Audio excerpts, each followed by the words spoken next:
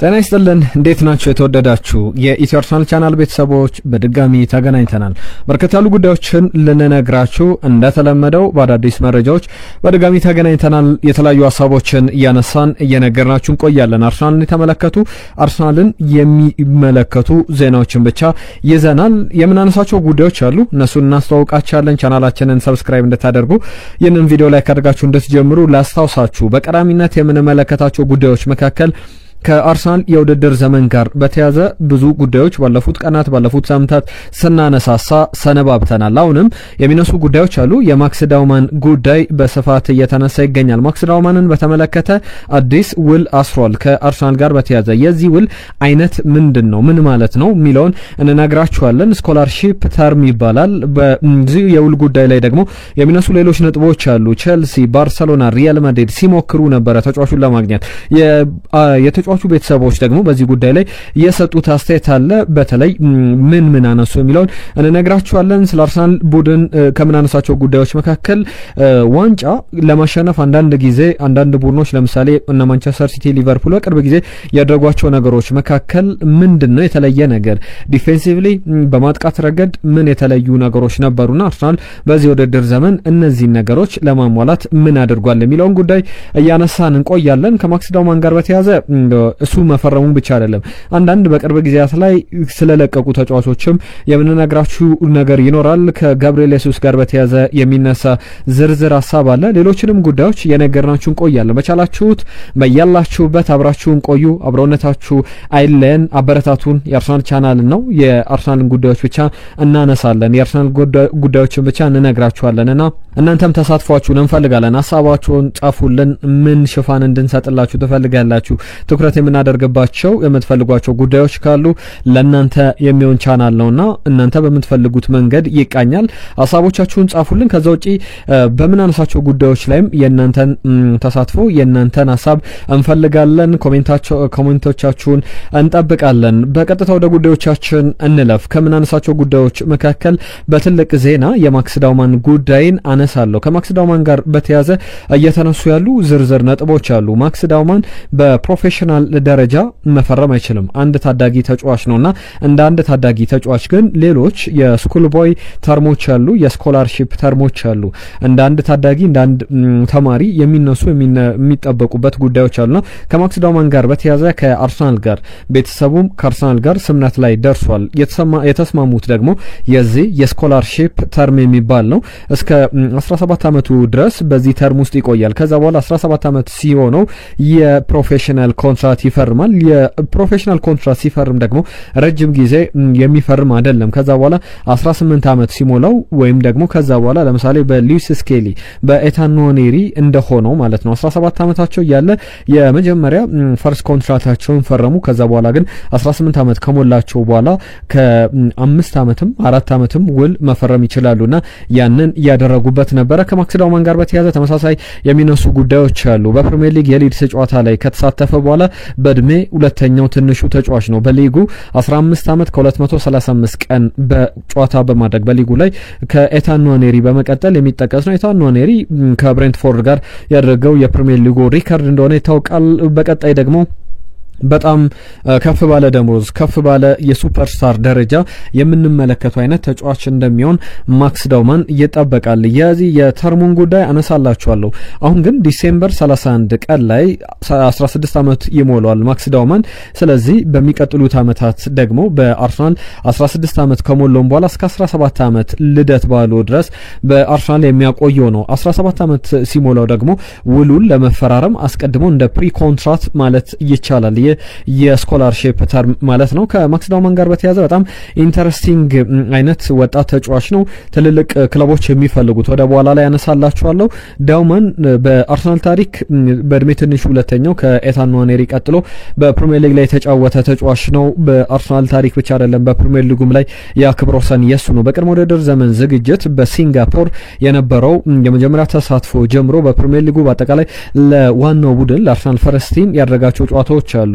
የሊቨርፑል አይነት ጨዋታ ላይ ተሰልፎ ተጫውቷል። ፖርት ቫሌን ሲገጥሙ የመሰለፍ እድል አግኝቷል። በባለፈው የእንግሊዝ ብሔራዊ ቡድን ተሳትፈው በ21 ዓመት በታች ከ19 ዓመት በታች አንዳንድ ጨዋታዎች ላይ ብቅ ሲል ተመልክተነዋል። የአርሰናል የቻምፒየንስ ሊግ የታዳጊ ቡድን ውስጥም በአትሌቲኮ ማድሪድ በተሸነፉበት ጨዋታ ላይ 2 ግቦችን አስቆጥሯል። በፍጹም ቅጣት ምት በጣም ጥሩ ተጫዋች እንደሆነ እየተመለከትንበት ነበረ። ከፖርት ቫሌም ጨዋታ ውጪ ሌሎችም በቀጣይ እድሎቹ እየሰፉ ጥሩ እየተንቀሳቀሰ ይገኛል። ወደፊትም የሚጠበቅ ነው።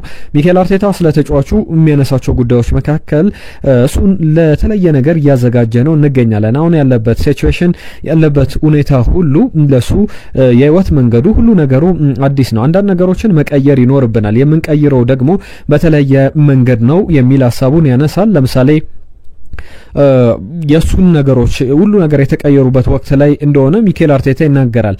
የትምህርት ቤት የሚሄድበት ሰዓት፣ ጊዜዎቹ የሚጠቀምበት ጊዜ አሎኬት ሲደረግ በሙሉ የተለየ ጊዜ ይጠቀማል። ወደ ዋናው ቡድን መቀላቀሉን ተከትሎ ከዛ ውጪ ከቤተሰቡ ጋር የሚገናኝበት፣ ምግብ የሚበላበት፣ የሚመገበው ምግብ ጭምር፣ የሚተኛበት ፓተርን፣ መቼ ይተኛል፣ መቼ ይነሳል፣ በምን ያክል ድግግሞሽ፣ ያው ሁሉ የተለየ ነው። ልምምድ መቼ ይሰራል፣ ምን ያክል ጠንካራ ነው፣ ሎዶቹ የልምምዱ ጫና ምን ይመስላል የሚለው በሙሉ ባለፉት ጊዜያት ላይ ከሚደረግለት እንክብካቤ የተለየ መልክ የተለየ ነገሮች እንዳሉ ይናገራል ሚኬል አርቴታ። እነዚህን ጉዳዮች ብቻ አይደለም ሌሎች ነገሮችንም ያነሳል። ስለዚህ ይህ በጥንቃቄ መከወን መታየት ያለበት ነው። የሱን እድገት በማይረብሽ በማይጎዳ መልኩ ይከናወናል። ገና እስከ 1 ዓመት በታች ቡድን ውስጥ ይጫወታል። በተለያየ ዞን እየተጫወተ እንመለከተዋለን። ለምሳሌ አርሰናል በአካዳሚ ውስጥ የሚነሱ ጉዳዮች መካከል አንደኛው ከአካዳሚ ወደ ዋናው ቡድን መልበሻ ቤቱ በዛው የተያዘ ነውና ያ አንድ ተነል አለች። ያንን ተነል ማንም ዝም ብሎ ማለፍ የሚችልበት ተነል አይደለም። ያንን መንገድ የሚያልፈው በአርሰናል እንግዲህ ልዩ ሴሬሞኒ ተደርጎ ከዛ አካዳሚ ወደዚህ አንዳንድ የሆነ ሲምቦሊክ ነገር ለማድረግ ይሞክራሉና የአርሰናል ወጣት ተጫዋቾች ወደ ዋናው ቡድን ሲያድጉ የቡድን ተጫዋቾቹ ዋናው ቡድን ተጫዋቾች ባሉበት በዛ አድናቆት ጭብጨባ እየተሞገሱ ወደዛ ያድጋሉ። ለማክስ ዳውማን ግን ያንን ማድረግ አስፈላጊ አልነበረ። ምክንያቱም ደግሞ ማክስ ዳውማን የተለየ ተጫዋች ነው። በታችኛው ቡድን ይጫወታል።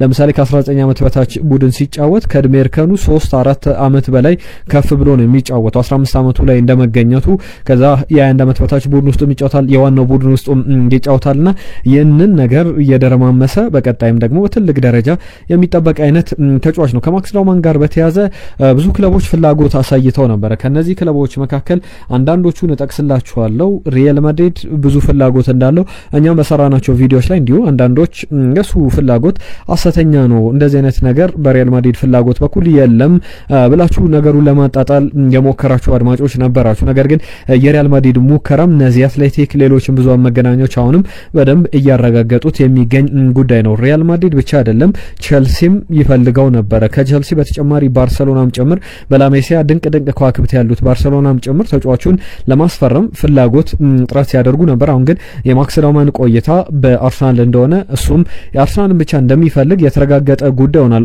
አባቱ ሮብ ዳውማን ይባላል። የማክስ ዳውማን አባት ከአርሰናል ሰዎች ጋር የተደራደረ እሱ ነው።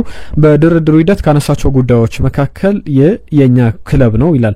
የእድሜ ልክ የአርሰናል ደጋፊ ነው አባቱም ሮብ ዳውማንም። ለዛም ነው የማክስ ዳውማን ውል ብዙ የሚያሳስብ አልነበረም።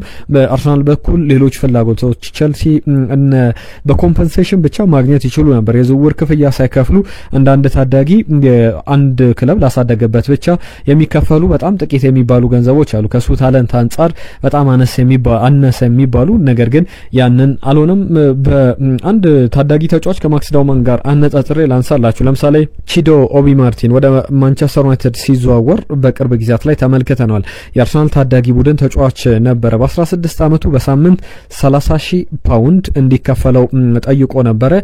በዛም ወደ ማንቸስተር ዩናይትድ ከሄደ በኋላ የመጀመሪያ ጊዜያት ላይ 1-2 ጨዋታዎችን አድርጎ ነበር። አሁን ለተቀያሪ ወንበር እንኳን የማይመረጥ ተጫዋች ሆኖ እየተመለከትነው እንገኛለንና ብዙዎች ትኩረት ሊያደርጉበት ይገባል። ወጣት ተጫዋቾች የሚባለው አንድም ለጊዜ ነው የቺዶን ጉዳይ አይደለም ሌሎችንም ጉዳዮች ሌሎችንም ተጫዋቾች በታዳጊነት እንደዚህ አይነት ነገሮች ላይ ጥንቃቄ ማድረግ አለባቸው የሚሉ አሉ በበርናባው በጣም የጠነከረ ፍላጎት ነበረው ይሄ የኛ ክለብ ነው ስለዚህ ከአላንድ አካዳሚ የተገኘው ተጫዋች በአላንድ ፍሬነቱ እየተጠቀሰ በአርሰናል ነው መጫወት ያለበት ወደ በርናባው አይደም ወደ ስታንፈርድ ብሪጅ አይደም ወደ ኑካምፕም በቀጣይ አይደም በአርሰናል ይቆያል ተብሎ የተረጋገጠ ጉዳይ ሆናል ለማክስ ዳውማን እድገትም ከዚህ በላይ ከፍ ያሉ ነገሮች በቀጣይ እንጠብቃለን በላሚን ያማል ደረጃና ክሪስቲያን ሞስኬራ ያነጻጽሩታል ሌሎችም በብዙ ደረጃ ያስቀምጡታልና ያ የሚነሳ ጉዳይ ነው ከአርሰናል ጋር በተያያዘ ሌላኛው ለናነሳ የወደድነው ጉዳይ የአርሰናል ዲፌንሲቭ ሪከርድ ዋንጫ ያስገኝለታል የሚለውን ነገር ላንሳላችሁ ባለፈው ውድድር ዘመን ከሊቨርፑል ተከትሎ ሲያጠናቅቅ በውድድር አመቱ 17 ያነሱ ከሊቨርፑል ግቦችን አስቆጥሮ ያጠናቀቀው በመከላከል ረገድ ግን የሊጉ ምርጥ ቡድን ነበረ ነገር ግን አሁን በ2023-24 ከነበረው በ2024-25 ካለው እንዲሁም ደግሞ አሁን በአዲስ ውድድር ዘመን በ2025-26 ያሉ ንጽጽሮችን እንመልከት ለምሳሌ ማጥቃቱን መከላከሉን ለብቻ ነጥለን እንመለከታለን አንዳንድ ቡድኖች በተለያየ አጋጣሚዎች ላይ የሊጉን ቤስት ዲፌንስ ቤስት አታክም ይዘው ያጠናቅቃሉ ብዙ ግቦችን የሚያስቆጥረውን ቡድን ብዙ የማይቆጠርበት ወይም ደግሞ በመከላከል ውጤታማ የሆነ ቡድን ይዘው ሲያጠናቅቁ እንመለከታለን ማንቸስተር ሲቲ 2022-23 ላይ ያንን አድርጓል በቅርብ ጊዜያት ላይ ሌላ ከማንቸስተር ሲቲ ውጪ ይህንን የደገመ ቡድን የለም ሊቨርፑል ለምሳሌ 2025-26 የውድድር ዘመን ላይ የሊጉ ቤስት አታክ ነበረ በመከላከል ግን ቤስት የሊጉ ቤስት ዲፌንስ አልነበረም አርሰናል ነበር የሊጉ ቤስት ዲፌንስ ሊቨርፑል 2019-20 በኤርገን ክሎፕ ስርም ዋንጫውን ሲያነሳ የሊጉ ቤስት ዲፌንስ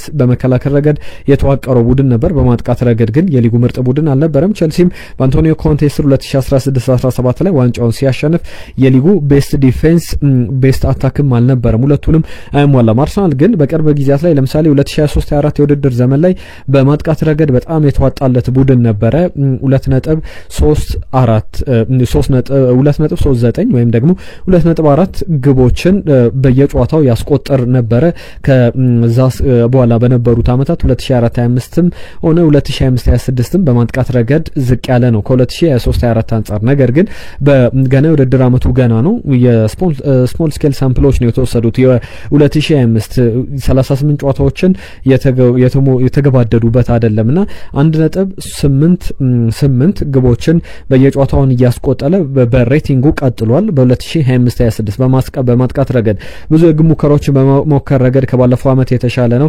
በኤክስፔክትድ ጎልም ከባለፈው በእጅጉ የላቀ ነው በዚህም ቁጥሩ ከፍ እያለ የሚመጣ ይመስላል በመከላከል ረገድ ደግሞ አሁን ከሁሉም አመታት ከቅርብ ጊዜያት አመታት በመከላከል ረገድ ምርጡ ጊዜ ላይ ይገኛል በየጨዋታው 0.38 ግቦች ይቆጠሩበታል የሚያጋጥሙት ወይም ደግሞ የሚሞከሩበት የግብ ሙከራዎችን ስንመለከት 8.1 ነው በኤክስፔክትድ ጎል አጌንስትም ደግሞ አርሰናል ላይ በተሞከሩ የግብ ጥራቶች ስንለካውም 0.60 ነውና በብዙ መንገድ በአርሰናል በኩል ብዙ መቀየሮች ብዙ መለወጦች እንዳሉ የሚያሳዩ ናቸው ከዛ ውጪ የኦፕታ ሱፐር ኮምፒውተሮች ግምትንም ላስቀምጥላችሁ ከቀናት በፊት ሲያስቀምጡት ነበረ አሁንም ትናንትናም የኦፕታ ሱፐር ኮምፒውተሮች ግምቶቻቸውን የሚያስቀምጡት ስቲሙሌት ያደርጋሉ እያንዳንዱን ጨዋታ ማን ተሰለፈ ማን በጉዳት የለም ከዛ በተጨማሪ በድግግሞሽ አንዴ ብቻ አይደለም 10,000 ጊዜ ይደጋግሙታል 10,000 ጊዜ ስል ቃሉን ለማጋነን ሳይሆን እያንዳንዱ የውድድር አመቱ ለምሳሌ ማን ሊጉ ሻምፒዮን ይሆናል ብለው ሲያስቀምጡ እያንዳንዱን ጨዋታ 10,000 ጊዜ እየደጋገሙ በሱፐር ኮምፒውተሮች ግምት ውስጥ ያስቀምጡና ያንን ካጠናቀሩ በኋላ ነው የመጨረሻውን ግምት ይፋ የሚያደርጉት በኦፕታ ሱፐር ኮምፒውተሮች ግምት መሰረት አርሰናል ፕሪሚየር ሊጉን የማሸነፍ 44% ቅድሚያ ግምት ተሰጥቶታል ከሞላ ጎደል አርሰናል 50% እድል አለው ማለት ነው በቻምፒየንስ ሊጉ ላይ ደግሞ በኦፕታ ሱፐር ኮምፒውተሮች ግምት መሰረት 48 በቻምፒየንስ ሊጉ ላይ 18% ቅድሚያ ግምት የተሰጠው ቡድን ነው አሁን ደግሞ ሌላ በመከላከል ረገድ ዲፌንሲቭሊ በጣም ጥሩ ቁጥርን እያስመዘገበ ቀጥሏል እስካሁን 3 ግቦች ብቻ ነው የተቆጠሩበት በሊጉ የተደረጉ 8 ጨዋታዎችን ስንቆጥር ያ ማለት በዚሁ ሬቲንግ በዚሁ መንገድ የሚቀጥል ከሆነ 14 ግቦች ተቆጥሮበት ይጠናቀቃል ያ ማለት በፕሪሚየር ሊጉ ላይ ከዚህ በፊት 15 ግቦች ተቆጥሮበት የተጠናቀቀው አመት በቼልሲ በኩል የፕሪሚየር ሊጉ ሪካርድ ነበር አሁን ያንን ክብረ ወሰን አርሰናል ያሻሽላል ተብሎ እየተጠበቀም እየተነሳም ያለ ጉዳዮች መካከል የሚጠቀሱ ናቸው ለሁሉም እነዚህ የፕሪሚየር ሊጉን ውጤቶች የፕሪሚየር ሊጉን ነገሮች ሊቀይሩ የሚችሉ ናቸው ዳቪድ ሲመንን በተመለከተ ስለ ቪክተር ጊዮኬሬሽ የሰጠው አስተያየት መነጋገሪያ ሆኗል ቪክተር ጊዮኬሬሽ የግብ አስቆጣሪነቱ ደረጃ ከፍ እያለ ይመጣል አሁን ከፕሪሚየር ሊጉ ኢንቴንሲቲ ጋር ከፕሪሚየር ሊጉ የጉልበት ጨዋታዎች ጋር እየተላመደ መጥቷል። በቀጣይም ብዙ ግቦችን ሲያስቆጥር ትመለከቱታላችሁ ሲል ዳቪድ ሲማን አርሰናልን በተመለከተ የሰጠው አስተያየት አለ። የቀድሞ አርሰናል ግብ ጠባቂ ነው። በዝርዝርም ያነሳቸው ጉዳዮች አሉ። ከዛ ውጪ ግን ዳቪድ ሲማንን በተመለከተ ብቻ አይደለም ሌሎችም ያነሷቸው ጉዳዮች አሉ። አለፉት ቀናት ከዳቪድ ራያ ጀምሮ ጄሚ ካራገር ሮይኪን ጭምር ሲሰጡት የነበረ አስተያየት አለ። እነሱንም በቀጣይ የምናነሳቸው ጉዳዮች ይኖራሉ። ከጋብሪኤል ጄሱስ ጋር በተያያዘ ግን እየተነሳ ያለ ጉዳይ አለ። ጋብሪኤል ጄሱስን በተመለከተ በአርሰናል ጉዳቱን በተመለከተ አዳዲስ ነገሮችን ተናግሯል። ካነሳቸው ጉዳዮች መካከል ጄሱስ በአርሰናል በኩል በጉልበት ጉዳት በተለይ የጉልበት ጅማት የዚህ ኤስኤል መበጠስ አጋጥሞት ከውድድር ዓመት ውጪ መሆኑ ይታወቃል። ጉልበቴ እንግዲህ አሁን ሪስፖንድ እያደረገ በጥሩ መንገድ ግብረ መልስ እየሰጠ ይገኛል። ጥሩ እየተንቀሳቀስኩ ይገኛለሁ። ነገር ግን ምንም የማፋጥነው ማሯርጦ ማጣደፈው ነገር የለም። ተስተካክሎ በጥሩ ጤንነት ነው መመለስ የምፈልገው። የምፈጥንበት ምንም አይነት ምክንያት የለም። በቀጣይ ያንን ደግሞ አገግሜ በሙሉ ጤንነት ወደምወደው ወደማበረከትበት ቡድን ወደምንቀሳቀስበት ቡድን በቶሎ መለሳለሁ ብዬ እገምታለሁ የሚል ነገር አንስቷል። ያ ማለት በትክክልም ከተጫዋቹ ጋር በተያያዘ በቀጣይ የበለጠ ውጤታማ ለመሆን እንደዚህ አይነት አካሄዶቹን በደንብ ያርማል ተብሎ ይጠበቃል። ራሱን በደንብ አጠናክሮ ለጨዋታዎች ዝግጁ እስኪሆን ድረስ ግን ጥንቃቄ የተሞላበት አካሄድ እንደሚከተልም ተናግሯል። ከጋብሪኤል ጄሱስ ጋር በተያያዘ እነዚህ የሚነሱ ጉዳዮች ናቸው። በቀጣይ እሱ ሲመጣ ከሃቨርትዝ ሲመጣ ኖኒ ማዱዌኬ ሲመለሱ ማርቲን ኦዴጋርድንም ጨምሮ የአርሰናል ስኳድ ጥራትን አስቡት። አሁን በአማራጭነት የአማራጭ እንከን የሌለው ቡድን ነው። በተለያዩ ቦታዎች መጫወት የሚችሉ ተጫዋቾች አሉትና ያንን አሻሽለው ይቀርቡልኛል ብሎ ያሰባቸው ተጫዋቾች መካከል አንደኛው ጋብሪኤል ጄሱስ ነው። በቀጣይ ከክለቡ ሊለቅ የሚችልበት እድል አለ። ነገር ግን ተመልሶ የሚያሳየው የሚያበረክተው ነገር ደግሞ ይታይና ሚኬል አርቴታ ምናልባት በክለቡ እንዲቆይ ፍላጎት ሊያሳይ ይችላል። ጋብሪኤል ጄሱስም ግን በጥሩ መንገድ እያገገምኩ እገኛለሁ የሚል አስተያየቱን ሰጥቷል። እንዳልኳችሁ ነው እነዚህ ተጫዋቾች የሚመለሱ ከሆነ በጥሩ ስኳድ በጥሩ ውድድር መቀጠል የሚችሉበት ሰፊ እድል አለ። እነዚህ በስፋት የሚነሱ ጉዳዮች ናቸው። ዝውውሮችን በተመለከተም የሚነሱ ሀሳቦች አሉ። በዚህ ሳምንት ከክሪስታል ፓላስ ጋር አርሰናል ይጫወታል። የክሪስታል ፓላስ ጨዋታ የተለየ አይነት ተጠባቂነት ያለው መርሃ ግብር ነው። በተለያዩ መንገዶች ይጠበቃል። ምክንያቱም ደግሞ ጨዋታው ብቻ አይደለም፣ ሌሎችንም ነገሮች ከግምት አስገብተን ክሪስታል ፓላስ የውድድር ዓመቱን በጀመረበት መንገድ በጥሩ መንገድ ነው የጀመረው። አርሰናል ደግሞ እናም በዚህ ሳምንት የሚጠበቀው የክሪስታል ፓላስና የአርሰናል ጨዋታ በተለይ ኤቤሬቺዜ መመለሱን በማስመልከት በጣም የሚነሱ ጉዳዮች አሉ። ኤቤሬቺዜን በተመለከተ ክሪስታል ፓላስን አርሰናልን በተመለከተ ነገም በዝርዝር ይዘናቸው የምንመለሳቸው ጉዳዮች አሉ። እናንተም አብራችሁ እንድትቆዩ እንጠይቃለን። ይህንን ቻናል ሰብስክራይብ አድርጉ። ቤተሰቡን አዳዲስ ጉዳዮችን የተለያዩ ዜናዎችን ይዘን እንመጣለን። ጥራት ያላቸው ጉዳዮችን እናነሳለን። ለዛሬ ግን እዚህ ላይ እናበቃለን። አብራችሁን ስለነበራችሁ ስለምትከታተሉን ከልብ እናመሰግናለን። ቤተሰቡን የአርሰናል ኮሚኒቲን እንፍጠር። ዝርዝር ጉዳዮችን በአዳዲስ መረጃዎች አዳዲስ የዝውውር ሀሳቦችን ይዤ ነገ በአዲስ መረጃ በተለይ ደግሞ ትኩረት አድርገን ሚኬል አርቴታ በጋዜጣዊ መግለጫ ላይ ያነሳቸውን ነጥቦች ትኩረት አድርጌ ይዤ እመለሳለሁ ነገ። አብራችሁን ስላላችሁ በድጋሚ ላመስግናችሁ። ጤና ይስጥልን።